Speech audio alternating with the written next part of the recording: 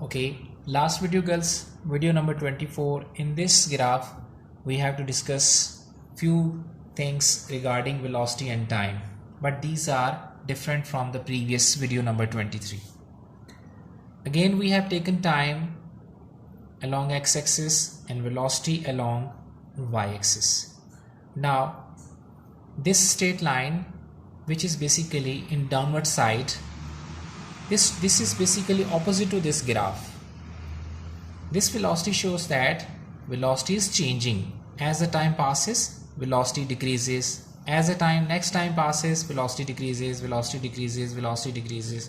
So it means gradually, slowly, as the time passes by, you can see velocity is decreasing.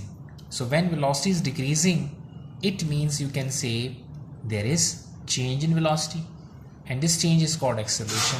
Now we can say this is negative acceleration because velocity is changing but velocity is decreasing, so this change is negative. That's why negative change means negative acceleration, and this negative acceleration is also known as retardation or deceleration.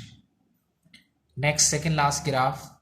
So it means now this graph shows that when the time was 0, velocity was not 0 at that time. Body was moving with some particular velocity. That's why we have written here and we have started this graph from this point. But here, when time was 0, velocity was 0. When time increases, velocity also side by side increases. But here, when time was 0, it means velocity of the car was basically not 0. Car was moving with some particular velocity already. Time was 0, but car was moving with some uniform velocity. Okay, and next, when time passes, velocity gradually and slowly increases in a regular way. It means you can say in this graph we can observe that initial velocity was not 0.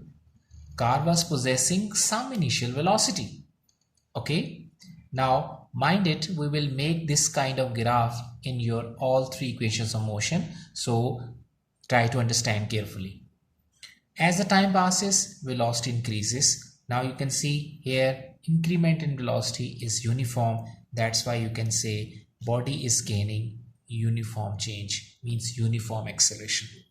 And when graph is drawn between velocity and time and area under the graph, I have shaded this area under the graph always give you the distance covered by the body. Okay, so that's why we have written here this statement, right?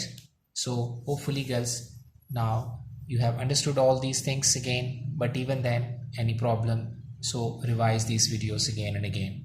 Okay, so inshallah see you tomorrow. Till that time, God bless you all.